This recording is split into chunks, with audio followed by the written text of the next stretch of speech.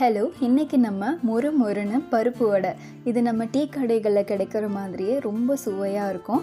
இந்த பருப்பு வடையை எப்படி சுவையாக சூப்பராக செய்கிறது அப்படின்னு இந்த வீடியோ பார்த்து தெரிஞ்சுக்கலாம். வாங்க வீடியோக்குள்ளே போகலாம்.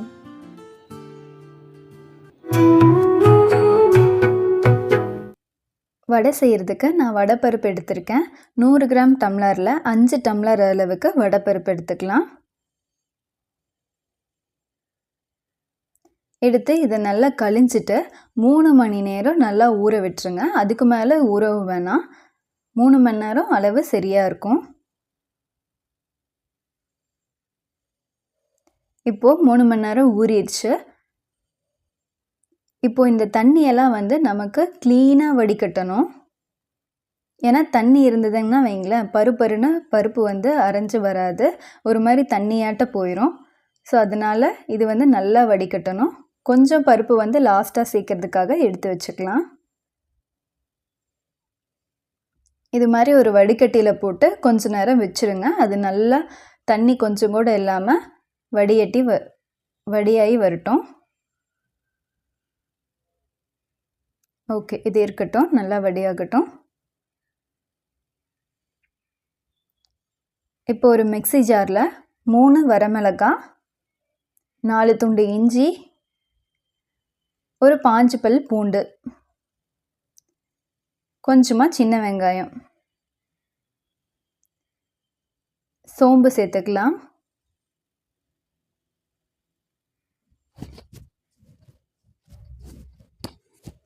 மூணு டீஸ்பூன் சோம்பு சேர்த்துருக்கேன். இப்போது இதை கொரப்பாக அரைச்சி எடுத்துக்கலாம். பருப்பில் இருக்கிற தண்ணியெல்லாம் நல்லா வடியானதுக்கப்புறமா இதை மிக்ஸி ஜாரில் போட்டு ரொம்ப நெகுன்னு அரைக்காமல் கொரப்பாக அரைச்சி எடுத்துக்கலாம்.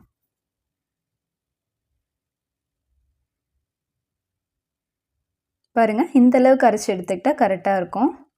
இப்போ லாஸ்ட்டாக நம்ம எடுத்து வச்சுருக்க பருப்பையும் சேர்த்துக்கலாம்.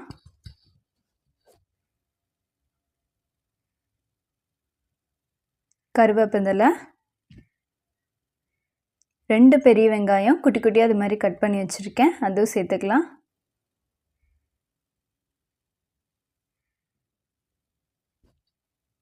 தேவையான அளவு உப்பு சேர்த்துக்கோங்க.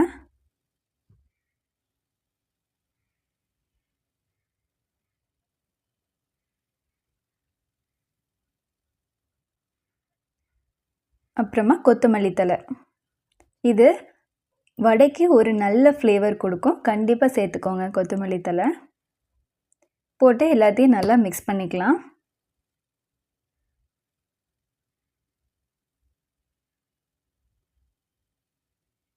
கடைசியாக பச்சை மிளகாய் சேர்த்துக்கலாம். அவ்வளோதான், ரெடி ஆயிடுச்சு வடை சுடுறதுக்கு. இப்போது ஒரு கடாயில் எண்ணெய் ஊற்றி, எண்ணெய் நல்லா சூடாகணும். நல்லா சூடானதுக்கப்புறமா மீடியம் ஃப்ளேமில் வச்சுட்டு வடையை பொரிச்சு எடுத்துக்கலாம். எண்ணெய் காஞ்சிருச்சு. மீடியம் ஃப்ளேமில் வச்சுட்டு வடையை இது மாதிரி ஒன்றா போட்டு பொரித்து எடுத்துக்கலாம்.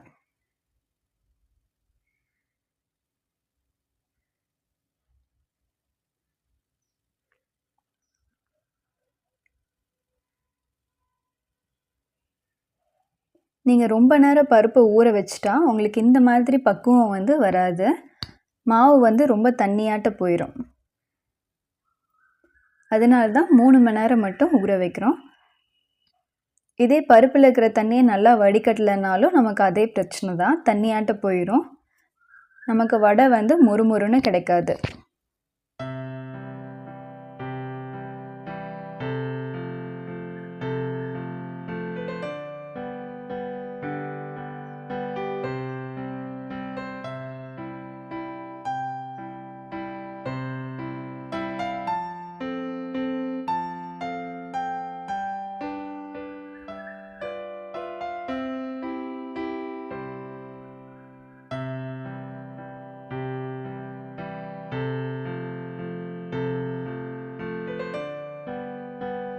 அவ்வளோதாங்க, நம்மளோட டேஸ்டியான பருப்பு வடை நல்லா டீ கடையில் கிடைக்கிற மாதிரி சூப்பராக ரெடி ஆயிடுச்சு. இந்த வீடியோ உங்களுக்கு பிடிச்சிருக்கும்னு நம்புகிறேன், யூஸ்ஃபுல்லாக இருந்திருக்கும்னு நம்புகிறேன். இந்த வீடியோ பிடிச்சிருந்ததுன்னா வீடியோக்கு ஒரு லைக் கொடுங்க. நம்மளோட சேனலை இது வரைக்கும் சப்ஸ்கிரைப் பண்ணல அப்படின்னா சப்ஸ்கிரைப் பண்ணி சப்போர்ட் பண்ணுங்கள். அண்ட் மறக்காமல் கமெண்ட் பண்ணிவிட்டு போங்க. தேங்க்யூ.